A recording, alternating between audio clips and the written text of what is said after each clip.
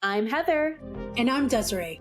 And you're listening to the Perpetually Overdue podcast. Hello, everyone, and welcome to another episode of the Perpetually Overdue podcast. I'm Desiree. And I'm Heather. And this week, we are going to talk about how romance books are therapy. Romance.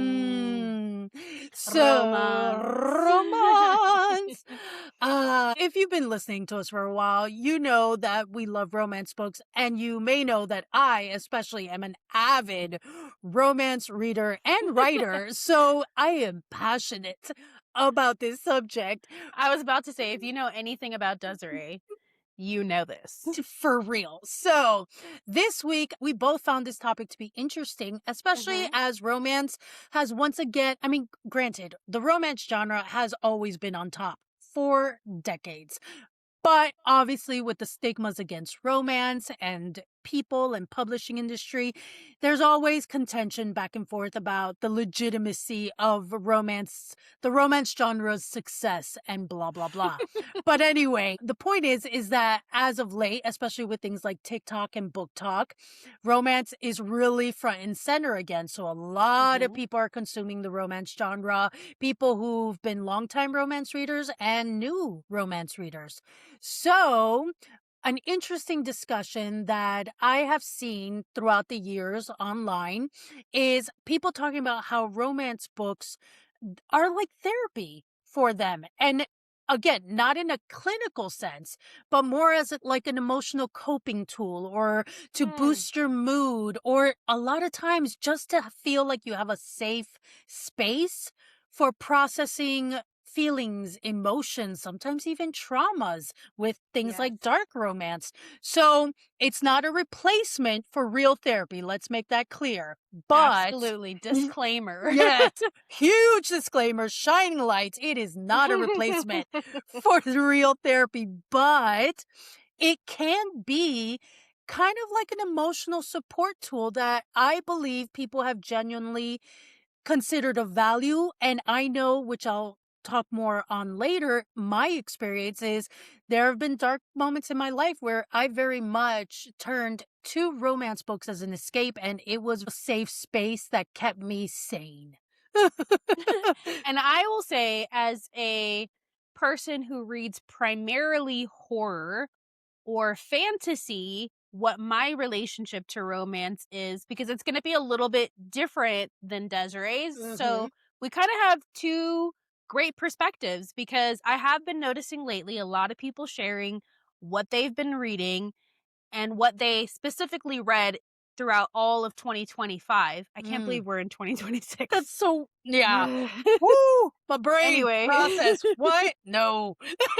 But I have noticed, especially because I don't necessarily follow anyone from Book Talk, but I do get a lot of Book Talk content on YouTube, and it's a lot of women, that even if you have a very eclectic range of genres that you read, which the ones I've been seeing span quite big, from suspense and thriller, mystery to crime to romance to horror to nonfiction as well.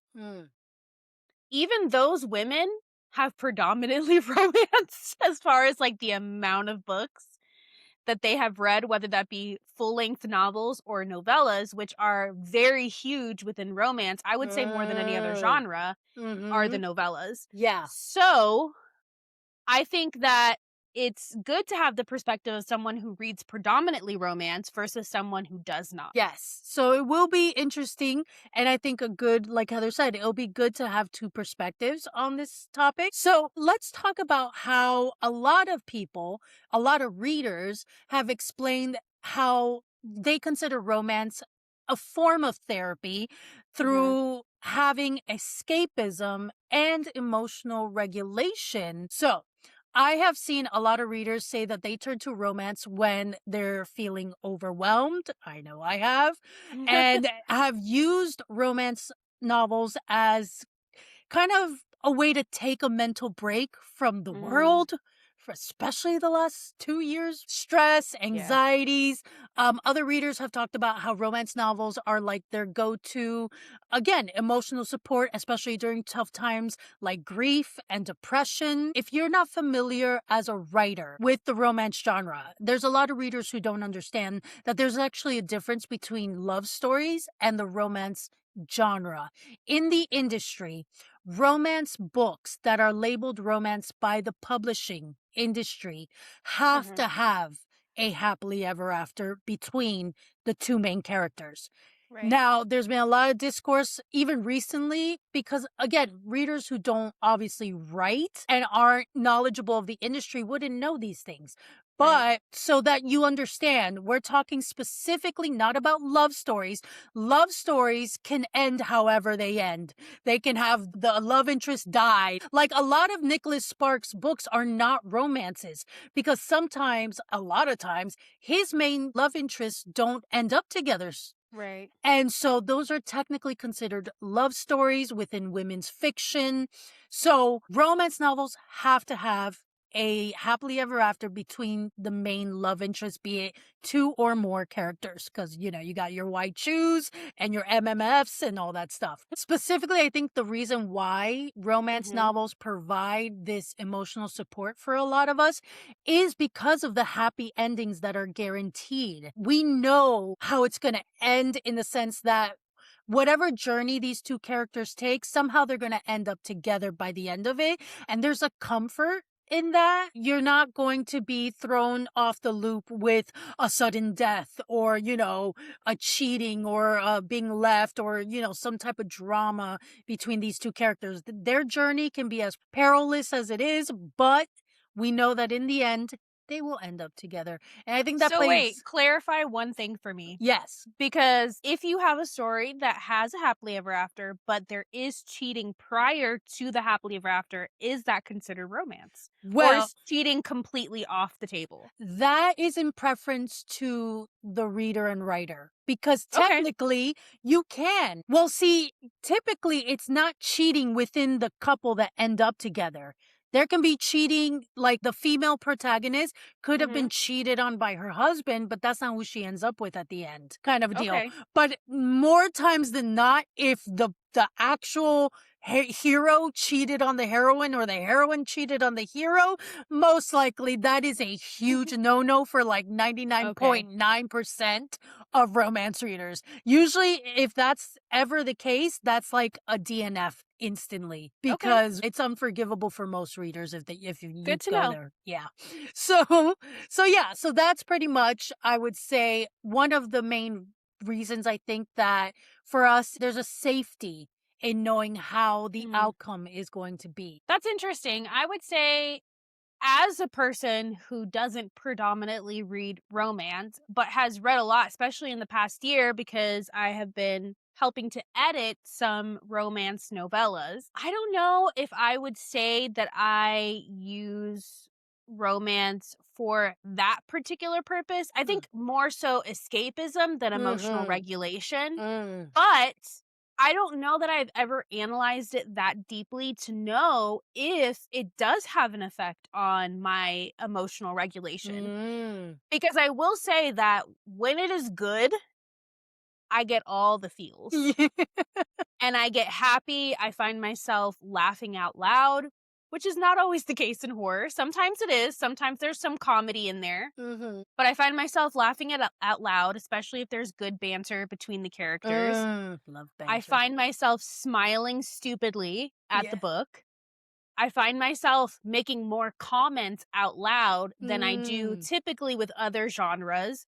So I can definitely say for sure that Mhm. when it comes to romance, I am in a much happier mood after reading, Mm.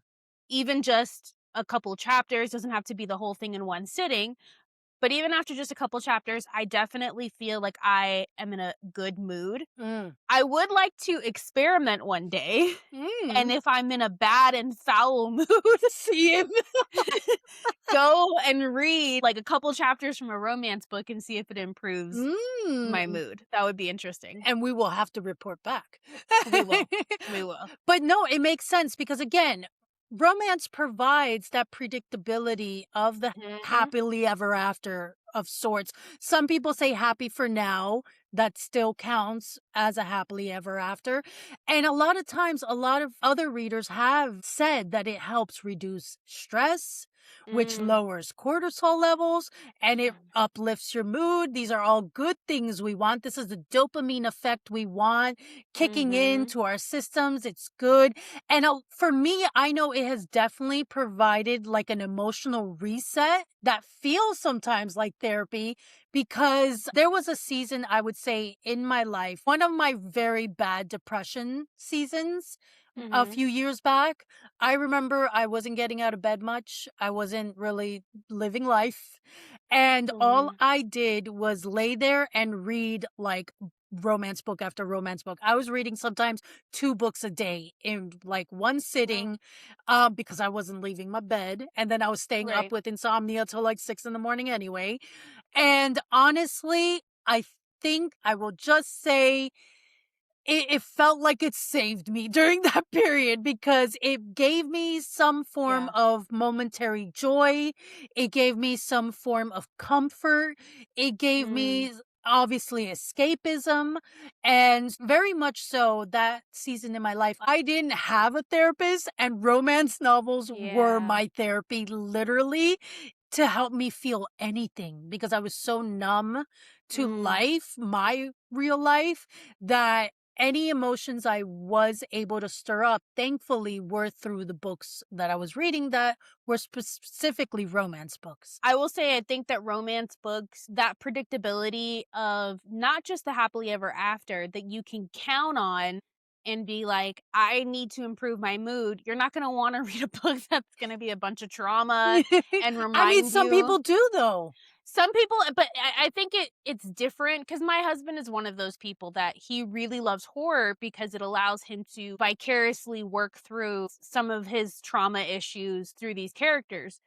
I will say for me, horror is just a genre that I really like, and I Mhm. do think it's very interesting how it takes some very difficult topics and puts them in sort of like a fantasy element. Mm. To me, that's what good horror is. There's all different types, but Mhm. to me, good horror takes something that's really hard to talk about in real life, like racism, sexism, death, and puts it in a sort of safe space to be able to talk about it without it getting too deep and too heavy. Mm. But for me, I don't really see myself necessarily reflected Mm. in horror, or I don't work my trauma out through the characters. I'm a different person. But Mhm. I also value, I think, escapism when it comes to the media that I consume. Mm. So for me, I want to go on an adventure or I Mhm. want to be swept up in a beautiful romance, knowing that I'm always going to have good feels when I Mhm. read romance, which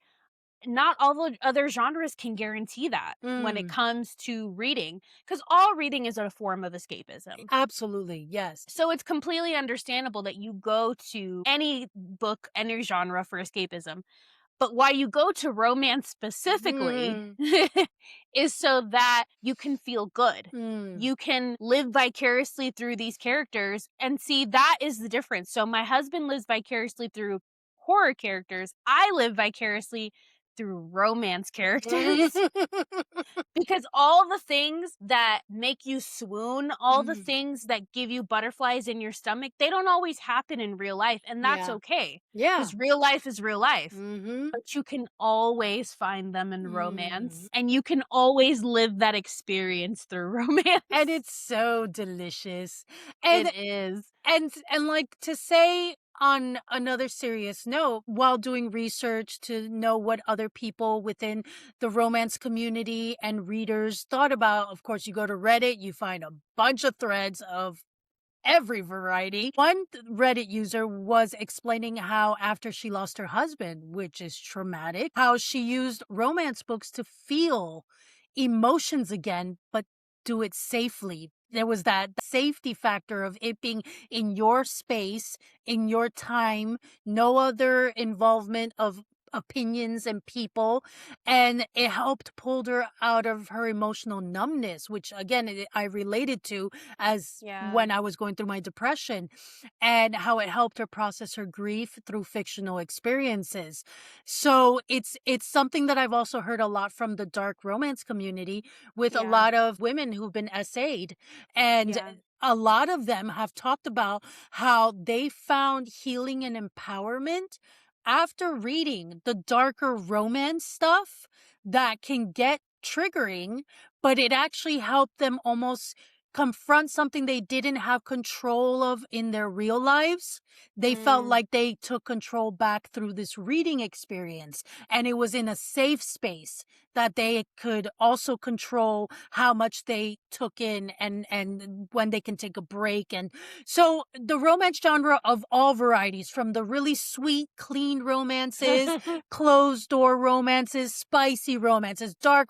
I mean, again, also, if Yeah. you're not familiar with the romance genre, people really pigeonholed it to what they think is this one thing. It is so varied. It is so vast. Yeah. And so there's something for everyone who enjoys reading romance. And I think on all levels, people have found, no matter which genre or subgenre of romance, they all equally find this escape and self and safe place, and a lot of them find also emotional regulation. Not all like you, but some people like me and other people. So it's very interesting to see how this one genre really kind of affects a whole variety Oh, of yeah. people and different experiences and life walks and different needs as well in different times of Yeah. their lives. I will say, as someone who has experienced SA in their life, the thing that is really hard to confront and the thing that's very taboo about that experience is that a lot of people mention how, and I'll just speak for myself Mm, on this, but I know that I've heard this from other women before. Your experience when you go through that is different from any other woman's. It does mm, not matter how similar the events were. The way that you respond to it, the way that you heal after it, the way that you process it is going to be different. For me, there was an aspect of I'm not really sure because my essay experience happened with my first time. mm, I can tell you about what my sexual preferences were before that because I had never experienced it. mm, But I could tell you that my sexual preferences, and I'm totally fine with saying this, can get dark. mm, You know, I am very outgoing and outspoken in life, and in the bedroom, I like to be the more submissive one. mm, Not always, but sometimes. And there are things that you would assume that I would not like as someone who has mm, been essayed. And that is the complete opposite. And you have to kind of work through that and mm, realizing, is that at all closely tied with what happened to you, or would this be your preference regardless? mm, The reason why I bring this up is because dark romance allows you, because I've read a bunch of dark romance, it allows you to fulfill some of the fantasies that you have mm. without shame. Yes. Of somebody judging you, of like, why do you like that? Or if you have been a victim in the past, why would you put yourself in a position where it feels like you could be a victim again? Mind Mm, you, this is all consensual. mhm, And I don't personally, no judgment, mhm, I personally do not read any dark romance that is non-consensual. mhm, mhm, So, for me, both parties are fully consenting adults that are engaging in these practices together. But yeah, I have kinks. You know what I mean? Just like a lot of people do. And some of those would be a little bit taboo mm, for people who have been essayed of like, isn't it very triggering for you? Doesn't it blah blah blah blah blah? And again, everybody's experience is Mm-hmm. different. It just so happens that for me, that's not a turnoff and it does not trigger me in any type of way. And dark romance allows me to freely explore that without feeling shame and guilt about it. Yeah, and it's again, just like you said, I've heard that a lot from a lot of Mhm. friends and people who have confessed and told me their stories. And I've heard even from authors who write really dark romance, they were themselves victims of SA and Mhm. how it healed them. And it is that misconception that people who haven't been victims assume you wouldn't want that though, right? And that's Right. not actually the case for a lot of women who've experienced it and men. So it's interesting how something that on the outside looking in, people would assume is not healthy for people who have gone through that. And it's Right. actually the opposite.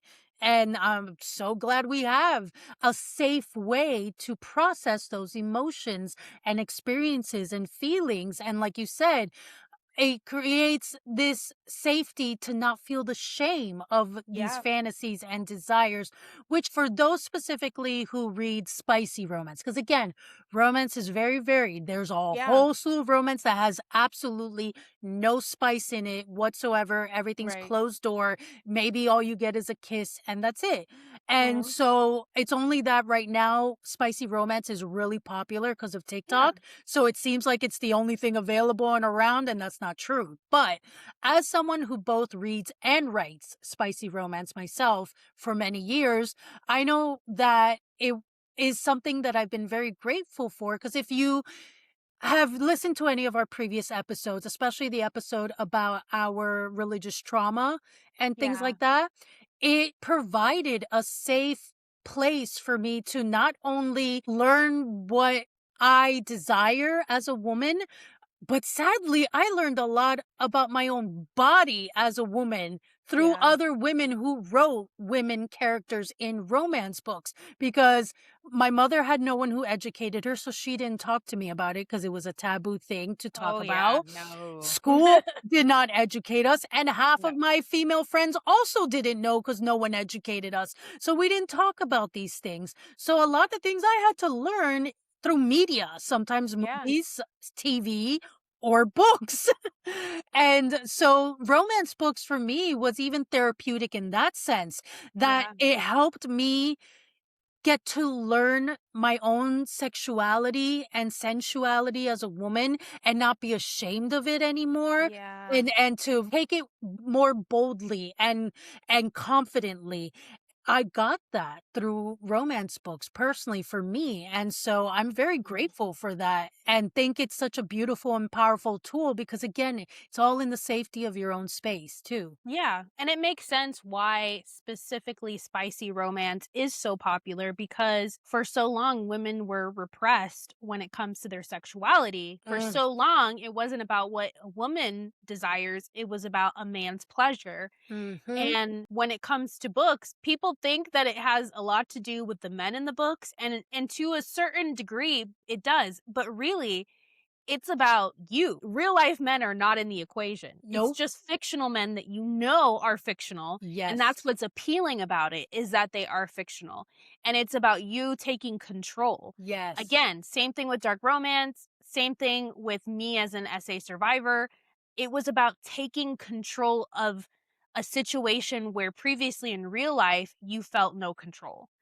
And Yes. so it's empowering in a way. I know it gets made fun of quite a Oh, bit, yeah. honestly, and mostly by men who don't really understand it because for them and I'm not somebody that prescribes to gender roles. I don't think all men fit in a box and I don't think Mm, all women fit in a box. hmm. But a lot of men say about themselves that they're very visual creatures and that sex is an act. But for women, yes, sex is an act, but there is a whole storm of other emotions Yes. and not just emotions, but experiences going on around the sex act. Yep. So seeing it through a man's lens, they might see a spicy romance and be like, ah, it's just about sex Hmm. and for us, it's like, no, this is about empowerment. This is about control. This is about so much more than just the act of sex. And sadly, the fantasy of emotional connection, because Yeah. unfortunately,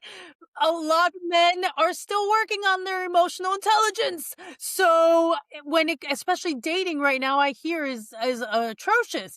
So it gives us the fantasy of that emotional, because again, even the sexual acts, even as hot as some of them can be, because again, not all of them are, what drives most women to enjoy those scenes is the emotional connection that the author paints during the act between these two people. That is what we eat up.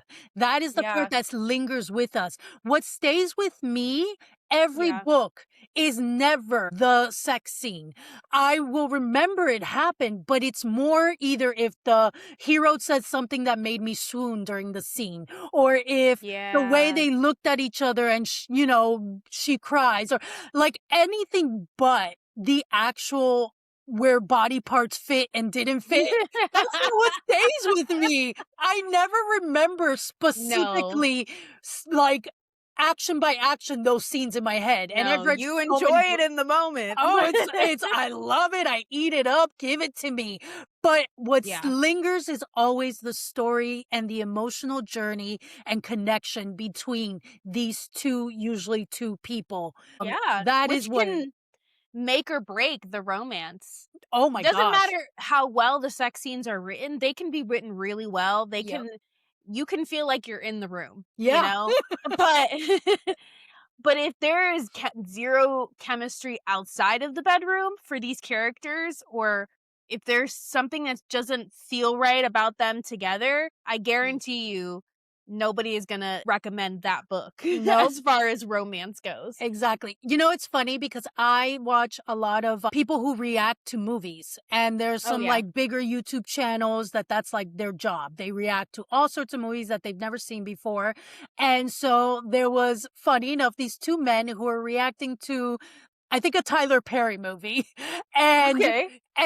the reason just to quickly explain, the female character was being tempted by a rich, handsome man at work who was saying all the right things and being very seductively tempting. And then I laugh because her husband, because she has a husband at home, Oh.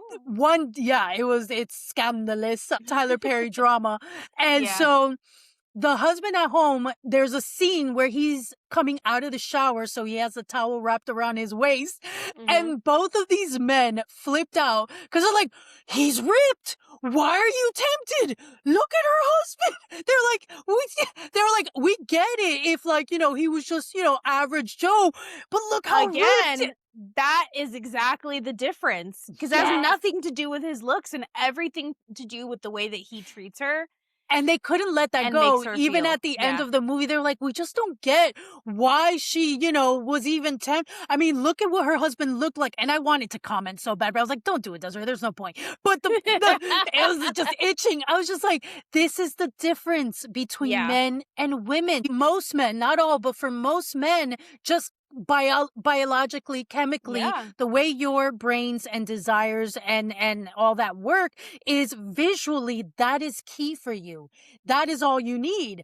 And you'll be happy and fine, even if the girl is dumb and if she's drama and toxic. If she's hot, Yeah. they stick around with You that. tolerate it. Yeah. Yeah, but with women, Ugh, just because no. her husband was hot, he was also neglecting her emotionally, physically. He forgot her birthday for the second year in a row. So here's Yeah. this other man who's providing emotional needs. Yeah, it has nothing to do with the way that he looks. The other guy could be better looking by whatever And he was standards. sweet, sure. It doesn't matter if you're happy at home, it doesn't matter how much hotter some other guy is. There's no temptation to stray there. And Mm-mm. see, that's what men don't realize.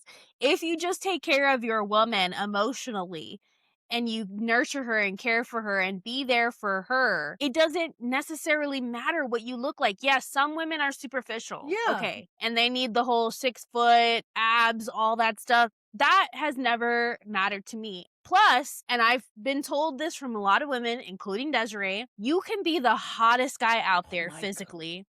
And the moment you open your mouth, if you are a complete tool, you now become the ugliest person that I've ever seen. I And I get the know biggest ick. that is mind-boggling for some men. And it's not even about necessarily all sex, because women are capable of having casual sex. Absolutely. But even in casual sex, it can be ruined if a man is an idiot. Doesn't matter how hot he is. Yes. Like, unless you literally create a date where you're like, say nothing, Just move, but don't speak. don't speak, and I will never see you again after this. That's one thing. It's Yeah. another thing, though, if you do have a conversation, if there's a precursor to sex and the guy gives you the ick, and not the ick in a stupid way of like, No. oh, he made this weird facial expression, so it gave me the ick. But if No. he's genuinely not a good person, he doesn't treat you with care, he has misogynistic viewpoints, any of those things, the sex ain't happening, boo-boo. No. No. I don't care how good it could rock my world. Mm-hmm.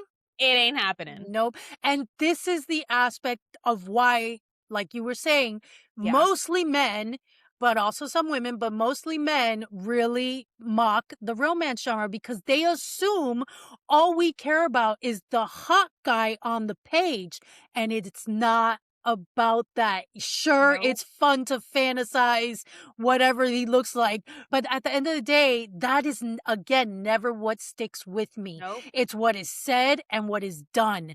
The actions and the words to back up the actions, that journey is what sticks with me and why women love the fantasy of romance. Yep. Let me just tell you, before we move on to the next point, this is going to blow some men's minds, if men even watch this. Yeah. I would stay with a man who gave me mediocre sex. One, because it can be learned. You can communicate to your partner. Sex can become better. Mm-hmm. That treats me like a princesa. Then a man that gives me the best sex of my life, but I have zero respect for him, zero like for him. Yep. And it's not even a close call. We're No. talking like one man is over here, the other, I know you can't see my hands, but the other man is over. Just imagine a mile Yes. between these two men. Because also, women have self-pleasuring. Mhm. And that's the thing. And again, that's how you know that sex is more than just an act for most women. Mhm. Because the emotional connection is what makes it better. So, yes, you want everything physically to fit right, to go well, all of that, which can improve with communication and different things like that. At the end of the day, I'm like, it doesn't matter when I'm 80 years old and my vagina is dried up. My hips are very sensitive and delicate. And I have zero desire. I want a companion at that point in my life. And a companion is not an overnight thing. No. Like, I want someone that I've built decades with. Granted, you got the holy grail if it's good sex and also a good man. Yeah. You know, but I'm just saying so that men can understand that the emotional connection and the way that a person treats you and the way that they make you feel is exponentially more important. Yep. And when it comes to reading romance, that more than anything else is what keeps you coming back for more when it comes to romance. The feelings that it evokes in you. Which is also why if you end up being happily single for the rest of your life, as a woman, we'll be fine because we can Yes, handle girl. shit on our own. We've got brilliant men in books. We have other things that make us happy, where we derive our happiness from, not just sex. So sex is so far down on the. This is why you have the male loneliness epidemic right now, because women don't need We don't sex. They need- need peace. Yes. And I feel like I have to, because I just said a lot of stuff, I feel like I have to say this. I have the Holy Grail. She just, does. Just so we know, I have the Holy Grail. But still, even with that, I have so much that gives me joy and happiness in my life, especially reading and Mm. especially books. And I've had the privilege of reading Desiree's writing and being able to really fall in love with her characters, being able to really fall in love with the story, getting all the feels, giggling. I have giggled out loud. She has sent me some awesome gifts that have brought me life. I think I even sent you a voice memo once of me laughing and just giggling. And if you have the Holy Grail, Mm. then great. You get to have that in real life too, those giggle moments. Yes.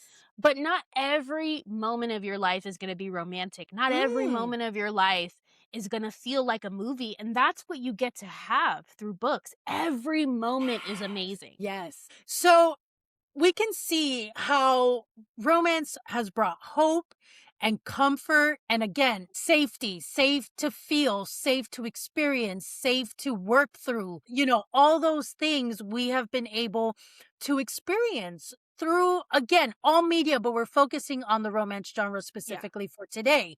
And so again, the common theme is usually the guaranteed happy endings, the hopeful romance arcs that help readers kind of like, for me, I know it helps me kind of just reset my mood, reset my mind, Mhm. reset my day sometimes. So many times when I've had a stressful day, I will get in bed, I will Yeah. crack open a romance book, and if I had a shitty day, give it about 2 hours of reading, I'm in a good place. I'm in a good bubble, and all the shit that spewed on me has just rolled away. Again, a beautiful escapism. And I think for many people who, let's say, don't have the Holy Grail, like you, it creates sometimes a sense of companionship because one of Mm. the things I love, again, if you don't read romance, you don't realize there are full bodied stories. Yeah. There are characters who have friendship groups.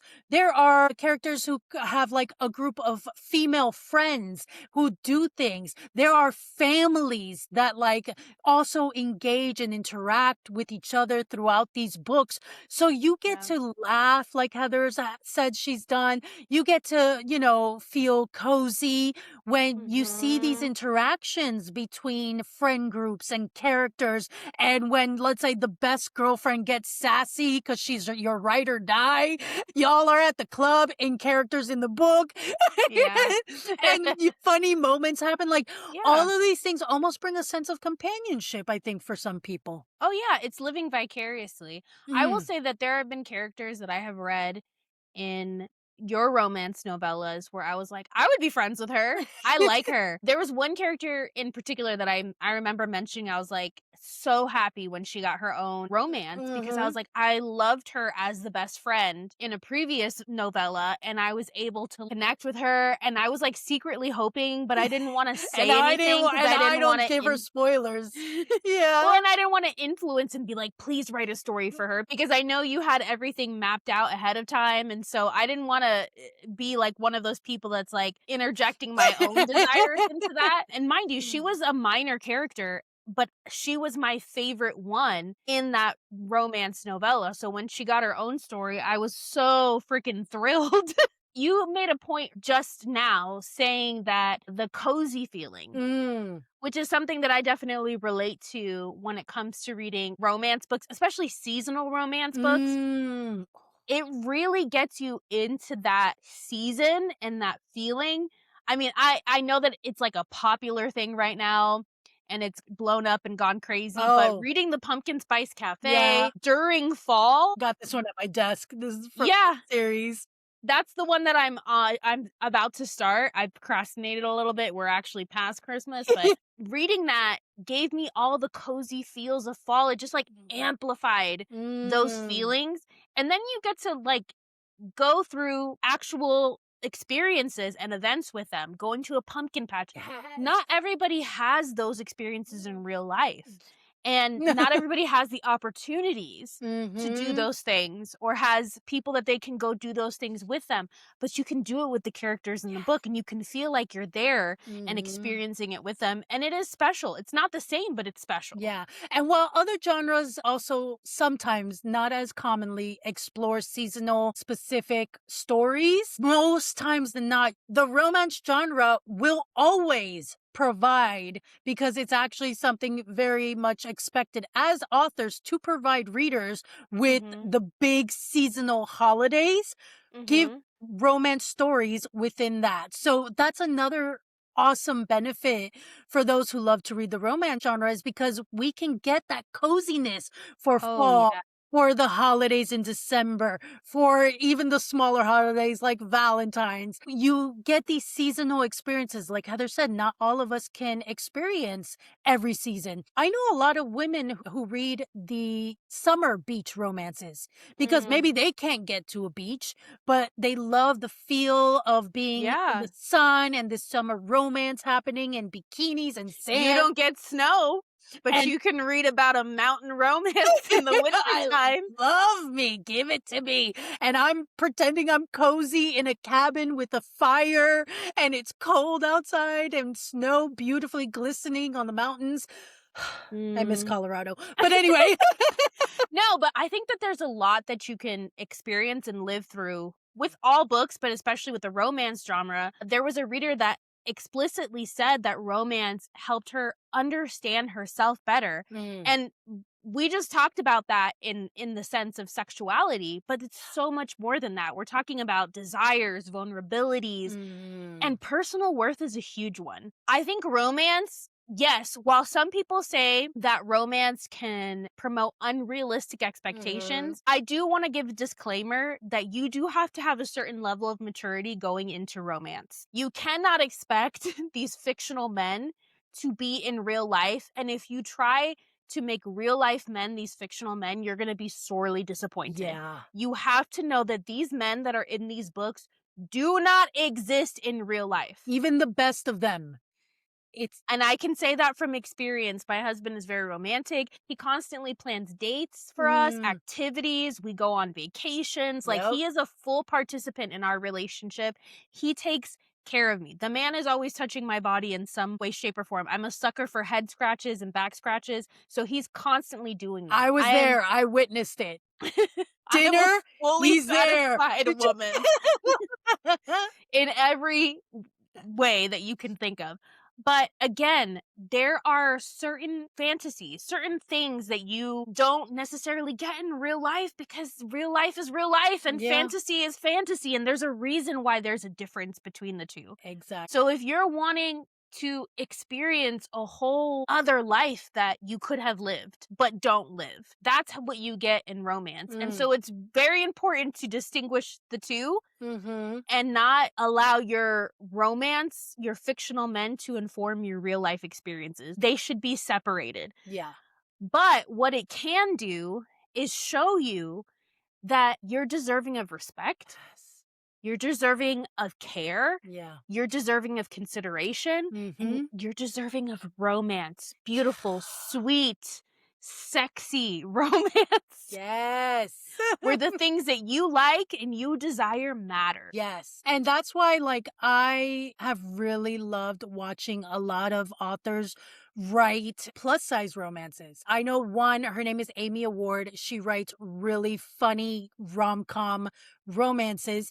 And she talks about how she wants women who are also plus size to understand and know that they are deserving of love and sexual desire and actions, and they are deserving of being cared for and respected and all these things, because unfortunately society is very fat phobic, and so they don't allow women who are plus size to take space. They're not allowed to Right. enjoy the same things that straight size women are allowed Or to have enjoy. romances that are not revolving around their size. Exactly. Like, God forbid it's not a fetish. Like, Or a that's factor at all. exactly, like, it's just a person. That's just still a woman, a person Yeah. with like any other.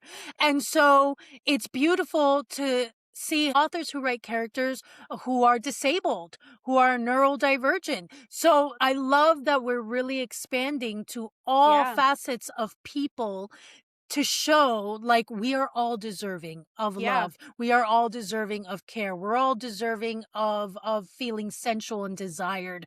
And we're all deserving of good sex. Like it's all it's Here, period. here.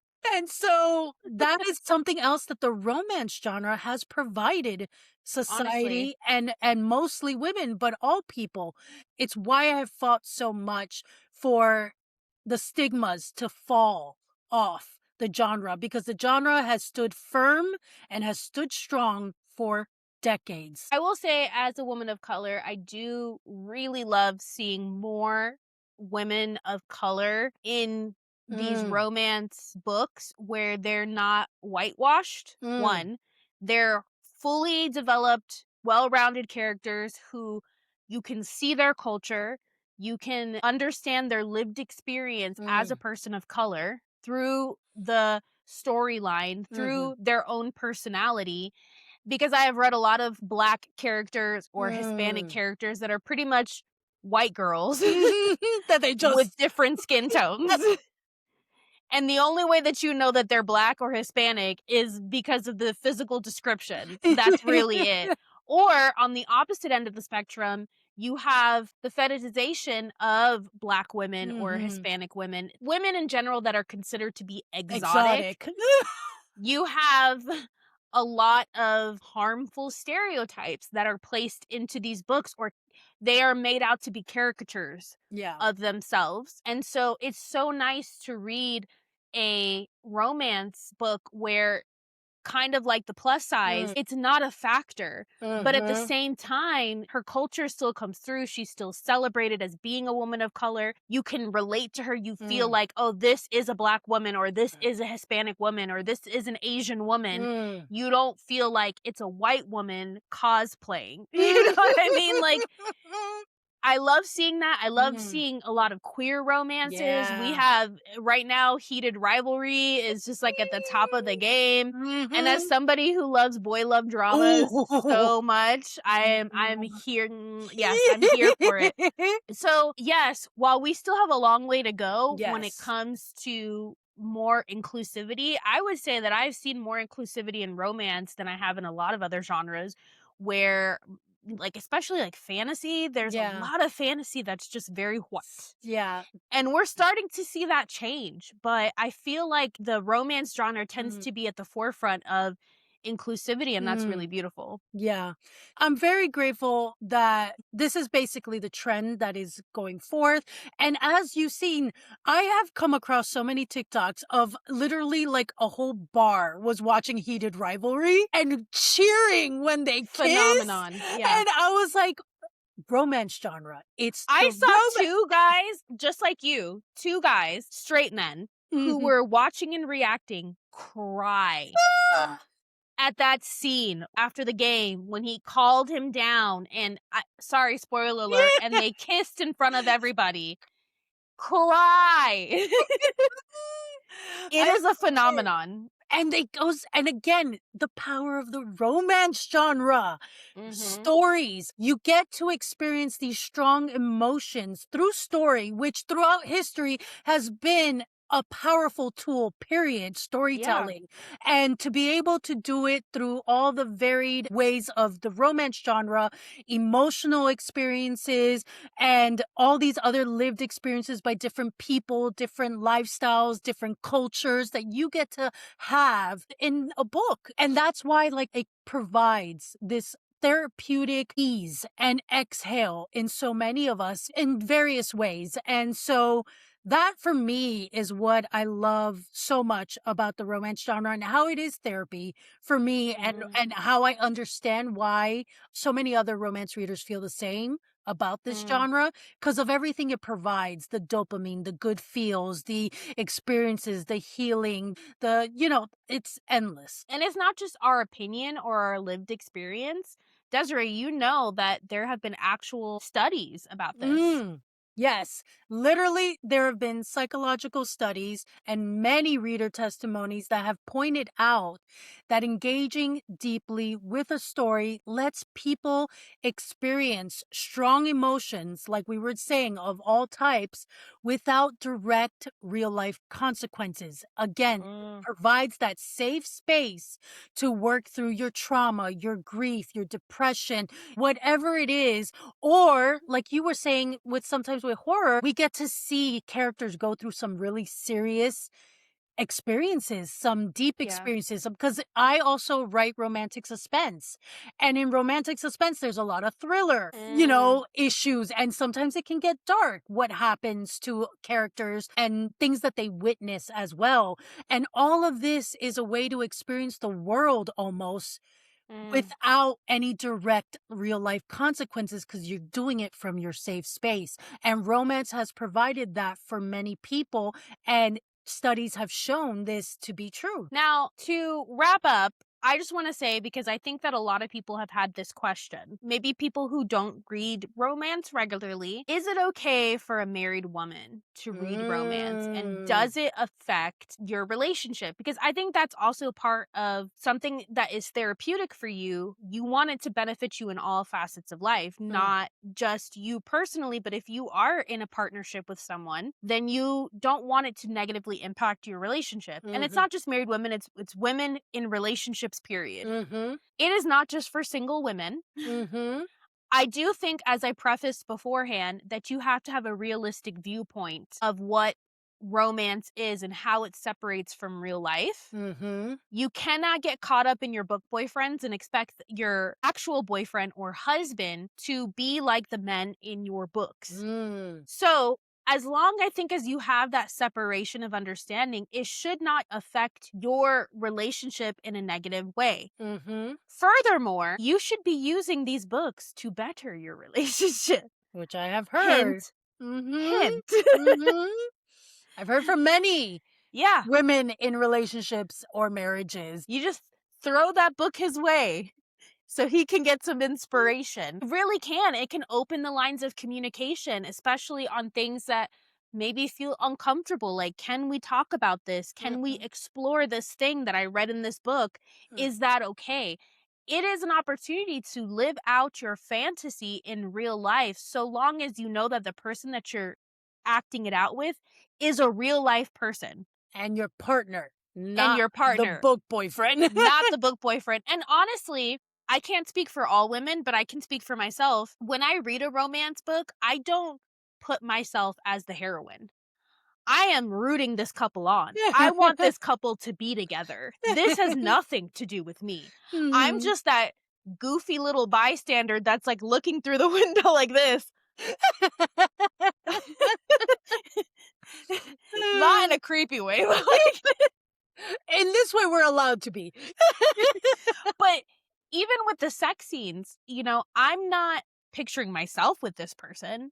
You Mhm. know what I mean? If I am experiencing arousal, I'm thinking of how I can carry that on into my real life relationship Mhm. and not picturing this fantasy book boyfriend Mhm. in place of my actual partner. Mhm. When it gets to that level, then something else is needed, and it's called actual therapy Yes. because that's not good. No. But it can definitely enhance your relationship if you know how to handle it maturely and if Yes. you know how to separate those two things. And no, it is not cheating. No.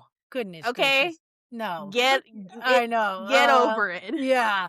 Because it, again, like she said, if you have a healthy mindset between fiction and reality, then there Mhm. should not be any issues. When that line gets blurred, like she said, there's already a bigger problem. Oh yeah. And I think too, again, the men woman debate, because Mm, mm-hmm. men want to call spicy romance porn. Mm-hmm. When a man watches porn, Mm-hmm. he most likely pictures himself as the male in Mm-hmm. that scenario with that woman. If Mm-hmm. he's touching himself, this is this is not monetized and it probably wouldn't get to be monetized.